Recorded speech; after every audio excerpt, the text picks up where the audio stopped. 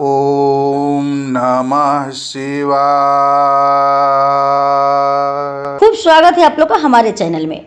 आज का दिन अत्यंत पावन है, विशेष है, ऊर्जावान है। आज है गुरु पूर्णिमा और कल से प्रारंभ हो रहा है सावन का पवित्र महीना। दोनों ही अवसर भारतीय संस्कृति के वो उज्जवल प्रतीक हैं जो आत्मा को ज्ञान, भक्ति और साधना की दिशा में आगे बढ़ाते हैं। तो आइए आज हम गुरु पूर्णिमा की महिमा से शुरू करते हुए शिव के इस विशेष महीने तक की यात्रा पर चलें, एक आत्मिक संवाद में। ओम गुरु पूर्णिमा अर्थ परंपरा और भावना। गु का अर्थ होता है अंधकार और रु का अर्थ होता है प्रकाश। गुरु वो होते हैं जो हमारे भीतर के अज्ञान के अंधकार को मिटाकर ज्ञान के प्रकाश से हमारे जीवन को आलोकित करते हैं। गुरु पूर्णिमा केवल एक दिन नहीं बल्कि वो अवसर है जब हम अपने जीवन के मार्गदर्शकों को, अपने आदर्शों को, उन सभी व्यक्तित्वों को श्रद्धा से प्रणाम करते हैं जिनसे हमें कुछ सीखने को मिला। आज के दिन ऋषि वेद व्यास की जन्म भी माना जाता है, जिन्होंने वेदों का संकलन और महाभारत की रचना की, इसलिए इसे व्यास पूर्णिमा भी कहा जाता है। आज शिष्य अपने गुरु के चरणों में बैठकर ज्ञान, विनय और सेवा का व्रत लेते हैं। गुरु केवल स्कूल या पाठशाला में पढ़ाने वाले व्यक्ति ही नहीं होते, गुरु वो भी होते हैं जो हमें जीवन के किसी मोड़ पर कोई ऐसा मार्ग दिखा जाए जो हमारी सोच ही बदल दे। माता पिता, शिक्षक, आध्यात्मिक गुरुदेव, जीवन के अनुभव और यहाँ तक कि हमारा अंतर्मन भी कभी कभी गुरु बन जाता है। कबीर दास जी कहते हैं, गुरु गोविंद दोऊ खड़े, काके लागू पाए, और बलिहारी गुरु आपने गोविंद दियो बताए। गुरु ही है जो हमें ईश्वर तक पहुँचाते हैं, इसलिए उनके बिना भक्ति भी अधूरी मानी गई है। अब बात सावन की भक्ति की, भावना और प्रकृति का संगम। और अब बात करते हैं उस महीने की जिसकी प्रतीक्षा हर भक्त हर साल करता है। और अब बात करते हैं उस महीने की जिसकी प्रतीक्षा हर भक्त साल भर करता है, सावन। कल से सावन महीने की शुरुआत हो रही है।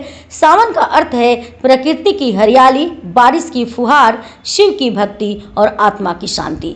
यह महीना भगवान शिव को समर्पित है। कहा जाता है कि समुद्र मंथन में जब हलाहल विष निकला तो उसे शिव ने अपने कंठ में समाहित कर लिया और तभी से उन्हें नीलकंठ कहा जाने लगा। सावन का महीना उसी त्याग की याद दिलाता है।